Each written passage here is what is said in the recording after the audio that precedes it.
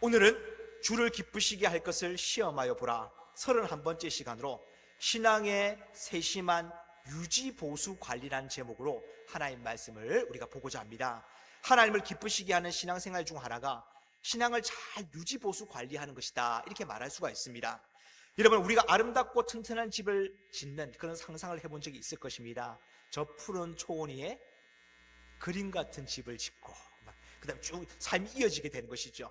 그런데 푸른 언덕에 집이 없고 내 집이 없으면 참 슬프잖아요. 아무것도 이루어지지 않는다는 그런 생각이 듭니다. 그래서 우리는 늘 내 집 갖는 그런 상상을 하게 됩니다. 대한민국 대부분의 사람들이 자기 집 갖는 거 얼마나 소원하는지 몰라요.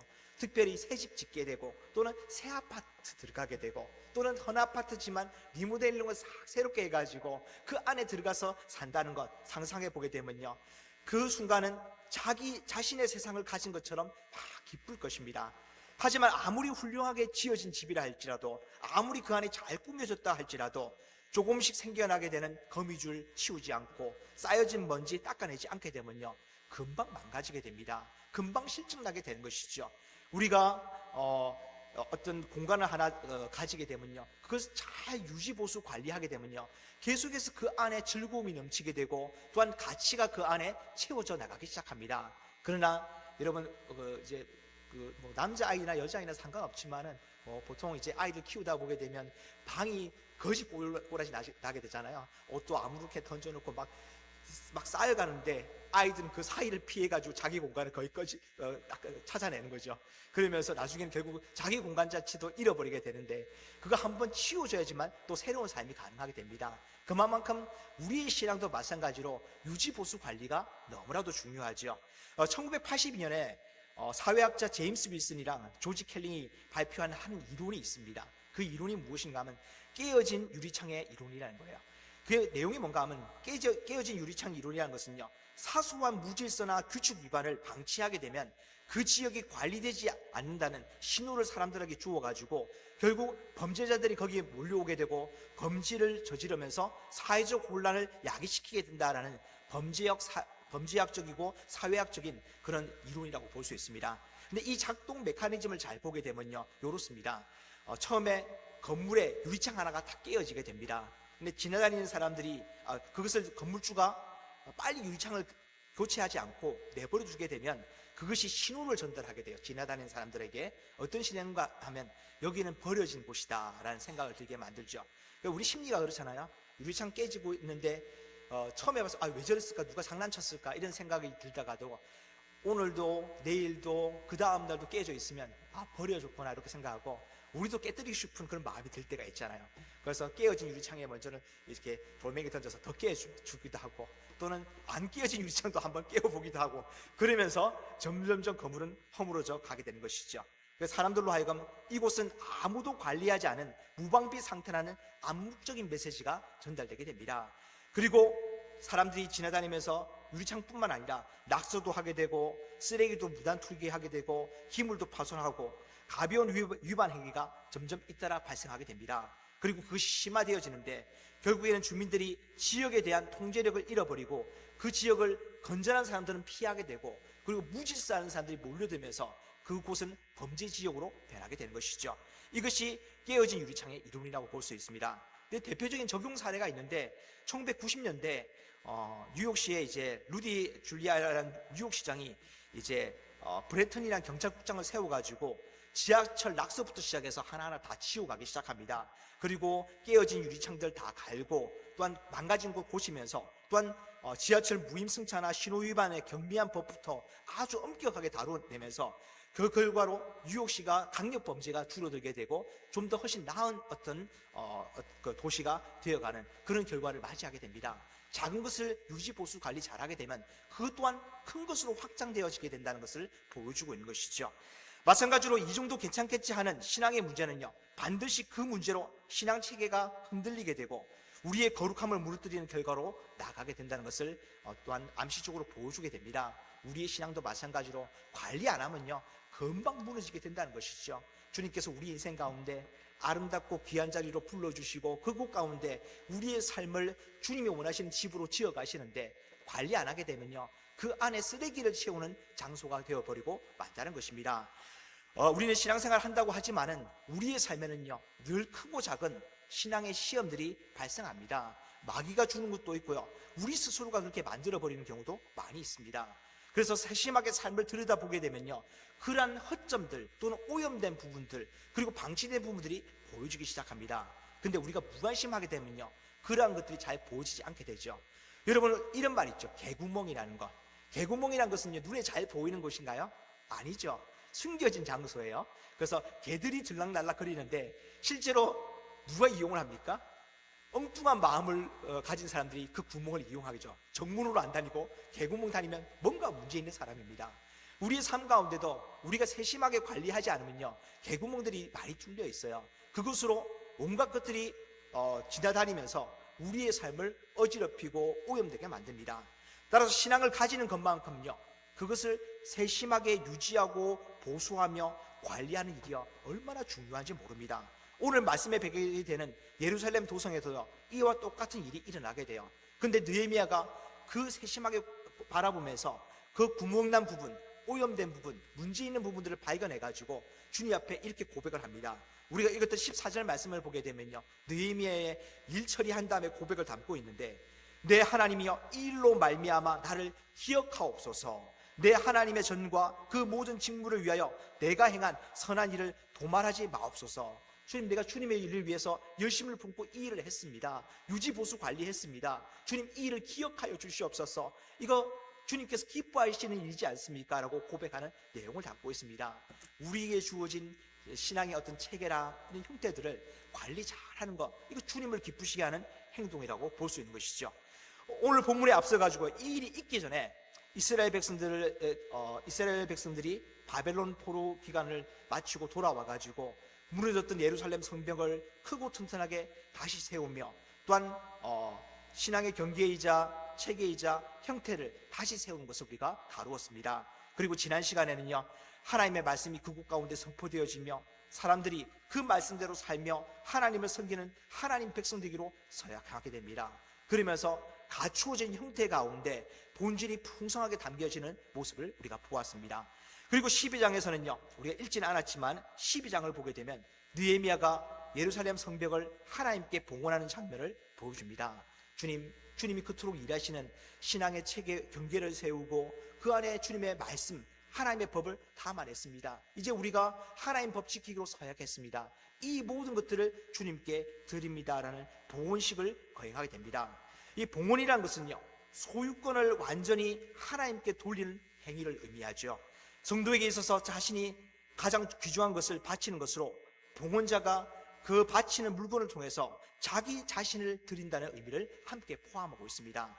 우리가 드리는 예물 가운데는요, 우리 자신이 담겨지게 된다는 것이죠. 이것을 드리는 것을 통해서 주님, 이것이 아니라 실제는 나를 드리는 것입니다 라는 선포를 포함한다는 것입니다. 사실 하나님께서는요, 어떠한 세상적 가치를 필요로 하시는 분이 아니십니다. 말씀으로 세상을 지으셨기 때문에 주님께서 원하시는 것이 있으면 있으라라고 말씀만 하시면 되는 것입니다. 근데 하나님께서는 그러한 어떤 방식을 사용하시는 것이 아니라 우리 인생에 주어진 것들을 사용하시기를 원하십니다.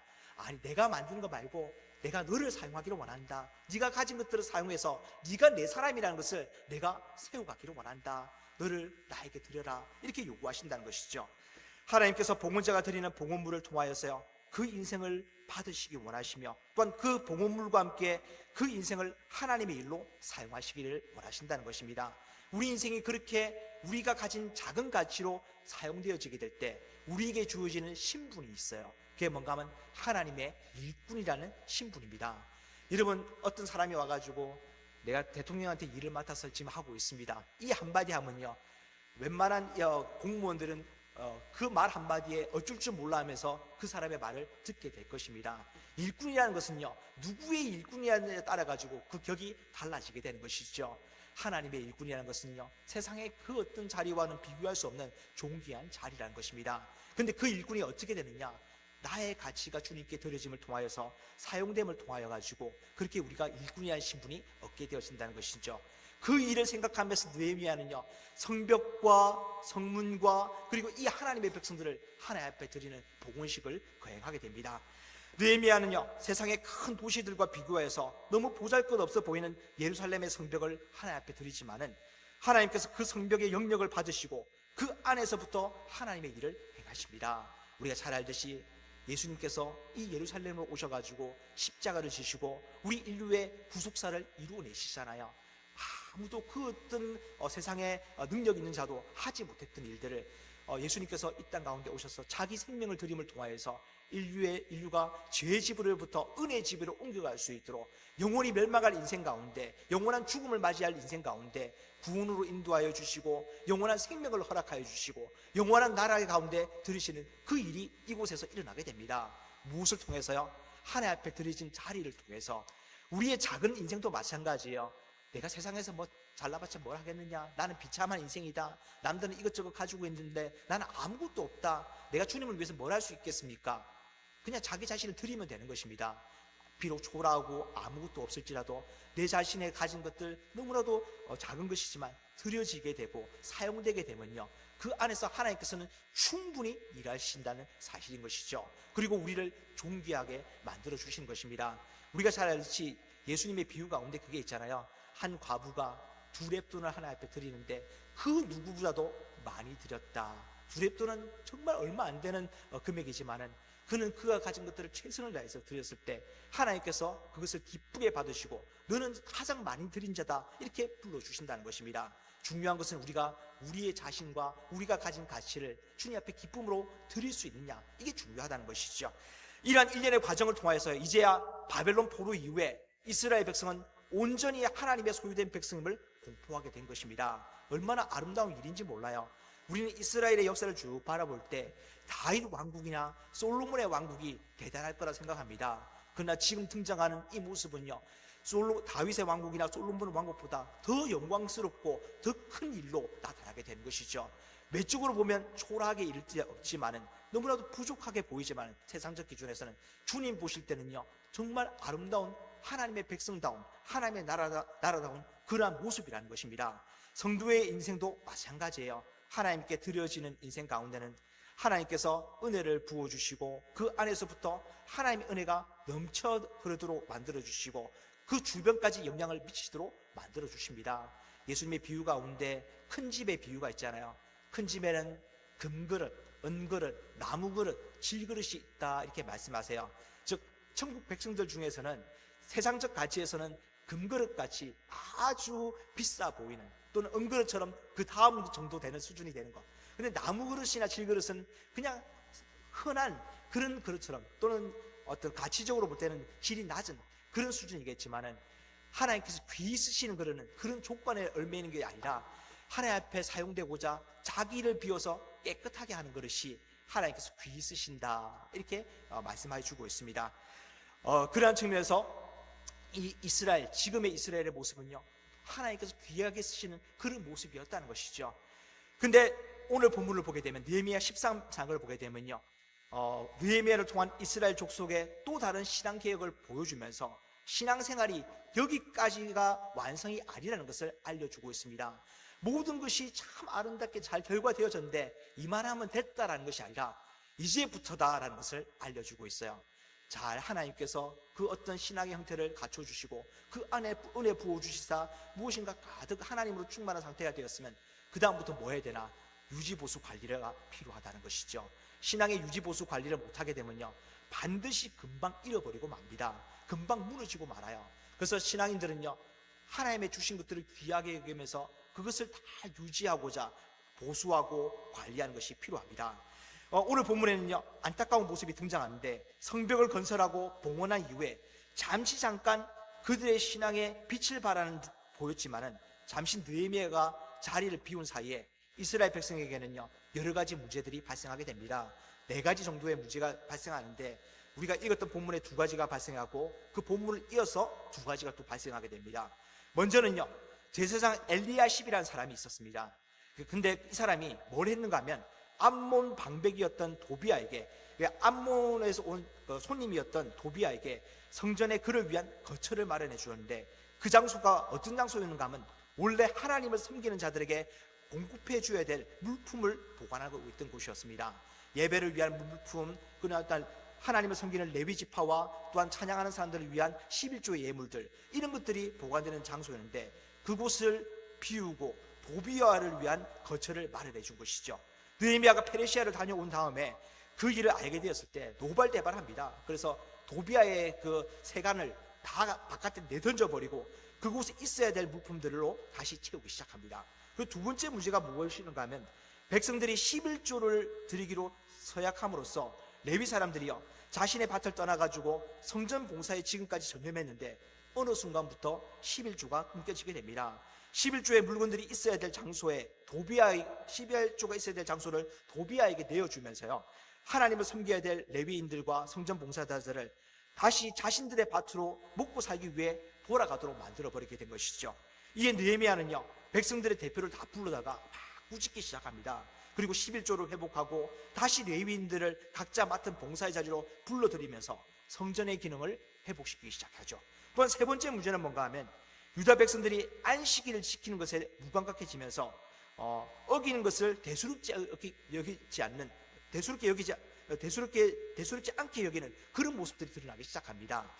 그 안식일에 필요한 물들을 사고 파는 일들이 있었죠. 옛날에 주님 때도 주님께서 그런 장사치들 다 내어 쫓았는데 이때도 마찬가지였어요. 점차적으로 다시 예배가 활성화되는데 예배에 필요한 물건들을 팔기 위한 장사치들이 들어오기 시작합니다. 그러면서 그들이 하나님을 예배하는 제사를 드리는 사람이 있는 반면에 그 제사와 상관없이 그냥 자기 이익을 위하여서 일하는 사람들이 생겨나게 되죠. 그러면서 예배를 드리는 사람들조차도 마음이 해이해지기 시작합니다. 그래서 예배가 형식화되어지고 또한 그 안식일에 세상적 일들을 또한 기대하고 또한 그것에 대한 여유로움을 가지기 시작하게 되는 것이죠. 느헤미야는요 백성들을 막 질책하기 시작합니다. 안식일 전날에 아예 저녁에 성문을 이제 걸어 잠그고 안식일 동안에는 절대 열지 말도록 하면서 상인들을 향해서는요 너희가 만약 이 짓거리 하게 되면 내가 잡아 처벌할 것이다 이렇게 경고를 하게 됩니다. 또한 네 번째 문제는 뭔가 하면 아스돗과 암몬과 모압 여인을 아내로 삼았던 이 유다 사람의 자녀들이 있었는데요 그 자녀들이 아스돗 방언을 하여도 유다 말을 하지 못하는 그런 문제가 발생하게 됩니다. 이에 느헤미야가 그들을 잡아다가 혼을 내줍니다. 너 아비된 사람이 왜 유다 백성으로서 유다 말을 가르치지 않았느냐. 그 솔로몬이 망한 사례를 들면서요 이방 사람들과의 혼인을 경고하게 됩니다. 우리 안에 작은 이방의 문화가 들어와 가지고 우리의 정체성을 무너뜨리게 된다 하면서 경고합니다. 근데 이러한 모습들은요 오늘날 성도들에게도 중요한 신앙의 교훈을 제공하고 있습니다. 어쩌면 느헤미야 모습이요 너무 까탈스럽지 않느냐, 호들갑 뜨는 거 아니냐 이렇게 생각할 수도 있어요. 그러나 이러한 신앙의 세심함이요 예루살렘을 중심으로 한 하나님의 백성의 신앙 체계이자 하나님 나라를 유지하는 일이 되어지게 된 것이죠. 우리가 호들갑 떨면서 신앙생활 하는 것이요 유익하다는 것입니다. 남들이 봤을 때 세상 사람들이 우리를 향해서 너 신앙생활 좀 적당히 좀 해라, 그렇게 호들갑 떨 필요 없다, 다른 종교를 좀 봐라, 적당하게 한 것을 좀 봐라, 이렇게 우리를 꾸짖을 때가 있죠. 아닙니다. 신앙은요 호들갑을 뜻으로 세심하게 관리할수록 훨씬 더 아름답고 가치 있게 되어지는 것이 신앙생활인 것이죠. 느헤미야의 중심에는요 하나님의 것을 너무나도 귀하게 여기는 마음이 있었기 때문에 그렇게 세심한 유지보수 관리가 나타나게 되는 것입니다. 귀하게 여기는 만큼 세심하게 관리한다는 것이죠. 여러분의 신앙은 어떠합니까? 여러분의 신앙을 이렇게 세심하게 관리하고 있습니까? 아니면 무관심하고 무심하게 다루고 있지는 않습니까? 우리는 세상적 삶을 유지하는 데 있어서는요 얼마나 세심한지 모릅니다. 작은 물질적 가치가 사라질까봐 부르르 떨 때가 많이 있죠. 집값 떨어지는 건 얼마나 마음 아파하는지 모릅니다. 그러면서 우리의 신앙의 수준이 떨어지고 있는 것에 대해서는요 무관심할 때가 많이 있어요. 세상의 어떤 문화들이 우리 안에 들어오고 우리의 신앙의 자리를 밀어내게 될 때 별로 그것을 대수롭지 않는 그런 모습이 너무나도 많이 있다는 것입니다. 우리는 하나님 앞에 이러한 모습이 민망하게 느껴져야 되는 것이죠. 하나님, 내가 정말 더 귀한 것을 초라하게 만들었습니다. 초라한 것들을 귀하게 여기는 그런 삶이었습니다. 주님, 나를 새롭게 하여 주사 주님께서 나에게 주신 이 존귀한 가치들, 귀한 자리, 귀한 모습들을 잘 세심하게 관리할 수 있도록 주님 나의 마음을 새롭게 하여 주시옵소서. 그렇게 늘 구할 수 있어야 되는 것이죠.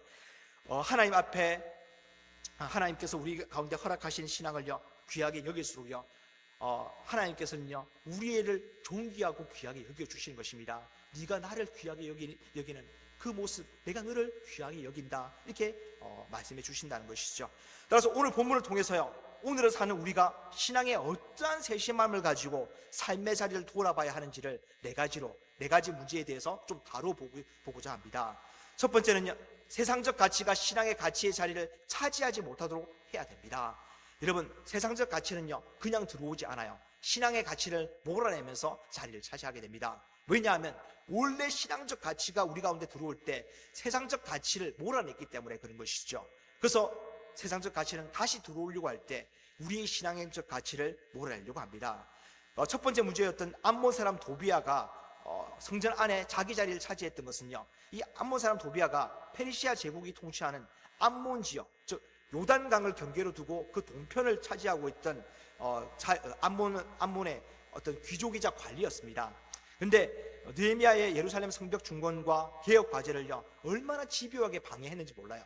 근데 제사장이란 사람, 제사장 엘리야십이란 사람은요 이 사람과 친분이 있어가지고 그를 위한 오히려 성전의 자리를 내어주게 됩니다. 얼마나 위험한 일인지 몰라요. 그렇게 성벽을 세우는 것을 방해했던 사람의 자리를 성전 중심에 내어주는 그런 일을 한 것이죠. 사실은 이렇게 암몬의 높은 지위에 있는 사람들이요 이 유대 귀족 가문들과 혼인 관계를 맺어가지고 유대 사회 내부까지 깊숙이 어떤 영향력을 행사하게 됩니다. 그의 대표적인 한 사람이 이 도비아라고 볼 수 있는 것이죠. 제사장이라는 사람이 성전에 암몬 사람 도비아의 거처를 마련해 줬던 것처럼 오늘날 성도 역시 자신의 삶 가운데 하나님을 적대하는 경향성을 가진 일들을 여전히 비워내지 못하고 오히려 거처를 마련해 줄 때가 얼마나 많은지 모릅니다. 이것이 분명히 하나님을 예배하고 말씀을 따라가고 또한 기도하고 또한 전도하는 데 방해되는 일임에도 불구하고 그 방해하는 어떤 일들을 그대로 방치하고 있을 때 내 삶 속에 자리를 차지하도록 내어줄 때가 있다는 것이죠. 어떻게 해야 되겠습니까? 오늘 느헤미야가요 도비아의 세간을 바깥으로 집어 던진 것처럼 성도의 삶에 자리 잡은 그러한 죄악된 삶의 모습들을 내던질 수 있어야 되는 것입니다. 신앙의 자리를 차지하고 있는 세상의 것들은요 우리에게 불필요한 것들입니다. 그걸 내던질 수 있는 용기가 있을 때, 그렇게 신앙의 자리를 유지 보수 관리할 수 있을 때 우리의 신앙은 온전해지게 되는 것이죠. 조금씩 신앙생활을 차지하려는 세상적인 것들이 얼마나 많은지 모릅니다. 주의 성수를 비롯하여서 말씀생활, 기도생활, 그리고 세상의 죄악된 것을 경계하며 유지하도록 만드는 거룩한 삶의 습관들이 우리 가운데 있습니다. 그것을 포기하고 자리를 내어주는 모습들, 이게 더 합리적인 것 같아, 이게 세상살이에 더 효율적인 것 같아 하면서 그러한 것들을 들이면서 신앙의 자리를 차지해버리도록 만드는 건 주님 앞에 외람된 모습인 것이죠. 우리는 세심하게 그러한 어떤 모습이 있는지 잘 돌아볼 줄 알아야 됩니다. 뭐 하면 됩니까? 이제는 비워야 될 때 이 세상적 가치를 비우고 주님께서 주는 신앙적 가치를 담아내고자 몸부림치는 것이 필요한 것이죠. 또한 두 번째는요, 하나님을 섬기는 일에 대한 헌신이 멈추지 않도록 해야 됩니다. 주님의 일은요 성도의 헌신과 수고를 사용합니다. 주님께서 그것이 필요해서가 아니라 그것을 사용하심으로 우리를 주님께 사용되는 일꾼으로 그 정체성을 부여해 주시기 위함인 것이죠. 오늘 본문에는요 11조가 끊어짐으로 말미암아서요 레위인들이 밭으로 일하러 나가버리게 됩니다. 11조가 끊어지는 동시에 하나님을 섬기는 자들의 사역이 사라져버린 것처럼 11조는요 하나님의 일이 일어나도록, 또한 하나님의 주권을 우리의 삶이 인정하도록 만드는 아주 중요한 도구라고 볼 수 있습니다. 어쩌면 신앙 환경을 만들어가는 신앙의 기초라고 볼 수 있는 것이죠. 그런데 오늘날 유튜브에 보게 되면요 목사라는 사람이 또는 신학 교수라는 사람들이 나와가지고 무슨 소리 하느냐, 11조가 더 이상은 이어지지 않고 있습니다. 끊어졌습니다. 굳이 할 필요 없습니다. 이 말을 해요. 이 말을 듣고 밑에 댓글을 쭉 보게 되면요 너무 은혜스러운 말씀입니다. 내가 11조 때문에 늘 불편했는데 이제야 자유함을 얻었습니다. 이 소리 하고 있습니다. 이들이 하는 말은 뭐예요? 여러분, 신앙을 포기하시고 세상적 가치를 취해도 별 문제 아닙니다. 이 소리 하고 있습니다. 여러분, 11조는요 우리가 드리는 것이 대단한 것이 아니에요. 우리를 드리는 방식이 됩니다. 11조를 통해서 주님의 주권을 인정하고 나를 드릴 수 있고, 또한 우리의 삶 가운데 주님의 일이 끊기지 않고 이어갈 수 있도록 만드는 것이 바로 11조의 본래 목적이라고 볼 수 있는 것이죠. 여러분, 주님의 일에 관심이 없으면요 11조부터 끊어지게 됩니다. 반대로 11조를 드리는 것은요 주님의 일이 내 인생 가운데 일어나도록, 계속해서 일어나도록 유지보수 관리하는 그러한 신앙의 체계라고 볼 수 있는 것이죠. 말라기 3장 10절을 보게 되면요 하나님께서 이렇게 말씀하십니다. 만군의 여호와가 이르노라, 너희의 온전한 11조를 창고에 드려 나의 집에 양식이 있게 하고 그것으로 나를 시험하여 내가 하늘의 문을 열고 너희에게 복을 쌓을 곳이 없도록 붙지 아니하나 보라. 우리가 1년 주제 뭡니까? 주를 기쁘시게 할 것을 시험하여 보라 라는데, 너희가 시험해보라, 11조 한번 드려봐라, 내가 너희를 더 존귀하고 아름답게 갖고 가며 은혜로 풍성하게 할 것이지를 너희가 시험해보라, 이 말씀하고 있는 것이죠. 즉 우리의 삶은요 이러한 11조뿐만 아니라 우리의 수많은 삶의 헌신들을 통해서 주님의 일이 우리 가운데 일어나면서 우리를 복되게 만들어 주게 되는 것입니다. 그리고 주님의 일꾼이라는 정체성이 우리 가운데 부여되는 것이죠. 또한 세 번째는요, 우리의 세상적 분주함이 주님과의 만남을 소홀하게 만들지 않도록 해야 합니다. 안식일이 무너지게 되죠. 그 안식일을 무너뜨리는 방식이 뭔가 하면, 안식일에 이게 필요하다면서 상인들이 그 사이를 비집고 들어오게 된 것입니다. 그러면서 주님을 예배하는 일을 집중하지 못하도록 자꾸만 세상의 분주함의 소리들이 예배를 방해하도록 만들어버리게 된 것이죠. 우리 일상 가운데도 이런 일들이 얼마나 많이 일어나는지 모릅니다. 우리의 마음을 주님께 집중하지 못하도록 예배 마치고 나면 이것도 해야 되고 저것도 해야 되는데, 빨리 들어가서 우리 주말 드라마 봐야 되는데, 아니면 친구 만나야 되는데, 또 가족들이랑 자꾸 야외 나가들이 가야 되는데, 그런 어떤 분주함들이 우리 가운데 일어날 수 있죠. 그거 한 번만 생각하게 되면요 예배 자리는요 반드시 흐트러지게 됩니다. 주님께 집중할 수 없어요. 내가 다른 거 다 포기하더라도 주님께 집중하고 주님과의 교제를 감사하고 기뻐하기를 원합니다. 즐거워하기를 원합니다. 그러면요 뭐부터 시작해야 돼요? 주일날 약속부터 없애야 돼요. 다른 약속부터. 그것이 나의 마음 가운데 조금이라도 영향을 미치지 않도록 해야 되는 것이죠. 나의 주님과의 만남을 분주하게 만들지 않도록 주님께만 집중할 수 있도록 만들어가는 것, 이게 유지보수 관리라고 볼 수 있습니다. 이 주일뿐만 아니라 우리의 신앙의 모든 분주함을 일으키는 것, 신앙에 집중하지 못하도록 만드는 것, 그거 잘 관리해야 되는 것이죠. 자, 네 번째는요, 세상적 삶의 습관이 신앙인으로서의 정체성을 오염시키지 않도록 주의해야 됩니다. 오늘 본문에 보게 되면요, 우리 읽었던 본문 뒤를 보게 되면요, 이제 이방인들과 결혼한 사람들의 자녀가 유대 말을 할 줄 모르게, 이스라엘 말을 할 줄 모르게 됩니다. 이방인의 말은 익숙한데 유대의 말을 할 줄 모르는 것, 하나님의 사람이 신앙의 언어에 불편함을 느끼도록, 익숙하지 못하도록 되어지는 그런 모습을 상징하고 있다고 볼 수 있죠. 신앙인은요 삶의 습관이 굉장히 중요합니다. 특히 언어 생활부터 바꾸셔야 돼요. 언어라는 것은, 말이라는 것은요 우리의 모든 가치관의 출입을 담당한다고 볼 수 있습니다. 신앙인은 벽을 잘 세워나가야 됩니다. 우리가 세상 사람으로서 세상 말들 많이 하게 되면요 그 말들이 우리 입을 출입하면서 세상 사람으로 만들어버리게 됩니다. 이 한국말을 잘하면 한국 사람이 될 수 있죠. 외국인들 보게 되면 외국인들 중에서 한국말을 한국 사람보다 더 잘하는 사람들이 있어요. 그런 사람들 누가 봐도 그냥 너 그냥 외국인 가면 쓰고 있지 않느냐 할 정도로 그는 한국 사람으로 여겨주게 됩니다. 말만 그렇게 하더라도. 근데 우리의 언어가 신앙의 언어를 하지 못하게 되면요 우리 인생이 신앙인이라고 볼 수 없게 되는 것이죠. 유대인은 유대 말을 해야지만 유대인으로 불려주게 됩니다. 정체성을 유지하는데 아주 중요하다는 것이죠. 여러분, 신앙의 말이라는 것은 무엇입니까? 하나님의 사람, 거룩한 자로서의 거룩함의 격을 가지게 되는 것입니다. 언어 가운데 불평하고 원망하고 시기하고 질투하고 분노하고 이런 말들이 없어야 되는 것이죠. 왜? 신앙인은 뭐예요? 하나님께서 그를 돌봐주시는 인생이 신앙인이잖아요. 주님을 의지해서 살아가는 인생이 성도이자 신앙인이거든요. 그렇기 때문에 불평할 필요도 없고 원망할 필요도 없어요. 왜? 주님께 붙들린 인생인데 불평하면 그게 불평이 누구에게 가겠습니까? 하나님께 가게 되는 것이죠. 오히려 감사의 말을 하고 기뻐하는 그런 말들, 어느 생활부터 바뀌게 되면요 우리는 격이 달라지게 됩니다.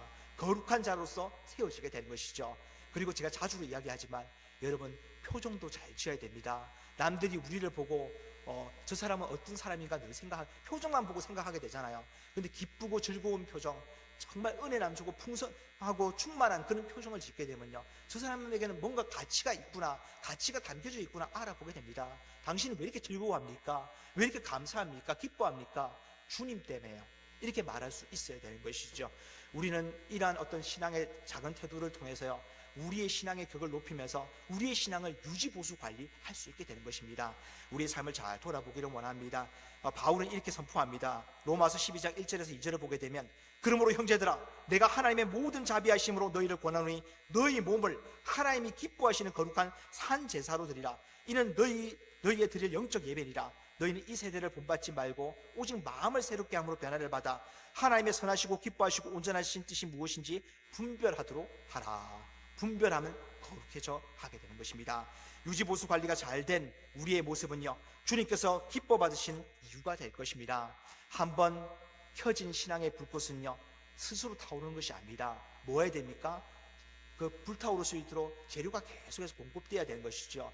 한번 재료가 끊어지게 되면요, 불은 꺼지게 되고 다시 피우려면 힘들게 되는 것입니다. 신앙에 한번 우리가 불 붙었을 때 유지보수 관리 잘해야 되는 것이죠.